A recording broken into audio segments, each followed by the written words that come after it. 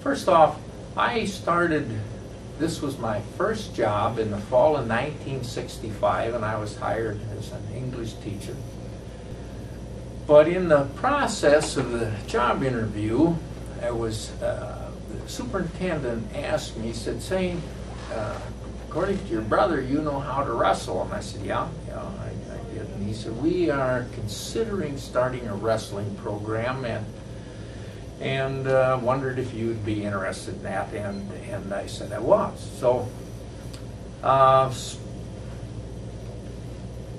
after it was late in the football season, he called me in. He said, "Now the school board is really interested in starting wrestling, and want to know if you really know how to wrestle." And I said, yes I did.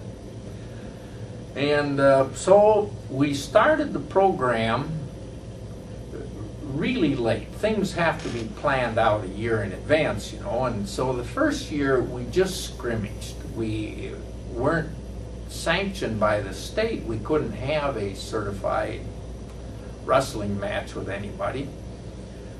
So he said, "We are prepared to give you $100 salary for this, and you have a budget of $100 to buy the equipment." And I,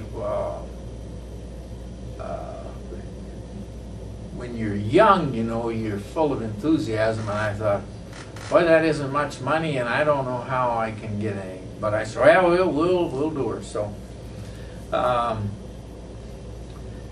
they put a sign up in school, and we had more students in those days. Classes were maybe in the 70, 75 kids or so. And there were 60-some boys signed up interested in wrestling. And I thought, boy, that's quite a few, since none of them know anything about it. So I asked my brother Stan, I said, I'll split my money with you if you help me in this. "Oh, okay." So my first coaching job was coaching my brother Stan. So we would go down on the stage after school, and I'd show him a few things. And this was like 2 days before the kids show up. Well, the principal called me in, Mr. Bainbridge, and he said, "Now, you sure you know how to wrestle?" And I said, "Yeah. You got to believe me, I do." "Well, shouldn't even ask this. Are you good at it?" I said, "Yes, I think that I am." Well, he said, just to be perfectly honest with you, being the principal, I hear things and I know what the chatter is in the halls and that. And there's a bunch of senior boys that are going to come out they think they're going to beat you up, and that is the whole purpose. I said, "Well, that'll be fine."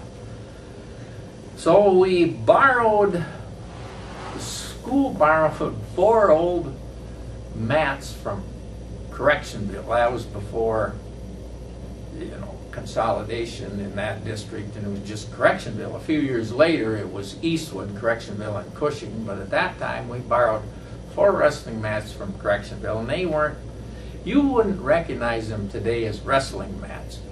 They were old canvas covered, and they were stuffed with felt and ground horsehair and a little bumpy, and of course on a canvas cover, you get terrible mat burns, just mat burns from out of this world. And so wrestlers in those days, first, it took 10 days to toughen up your body to the continual scuffing. Your knees were red, but they got, your body adjusts, things like that. So anyway, the night before we started, and it was my last session with Stan, there was a kid in town who had graduated the year before, and he was kind of the town bully, and he came up and he said, "I understand they're starting wrestling here. Sure wish we had that when I was in school. I would have been good at it. I'm pretty tough." And he was a big, stout kid.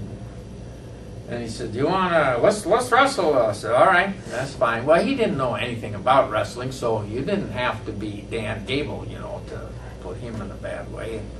And I did, and that one thing really established my credentials. You know, the word went around to kids that I had, Mr. Krosch beat that kid up. Well, I didn't beat him up. I just, you know, could out wrestle him since he didn't know how to wrestle at all. You know, it's pretty easy to tie him up and have him in trouble all the time. And that pleased the principal, and he felt a little bit more confident in me. Well,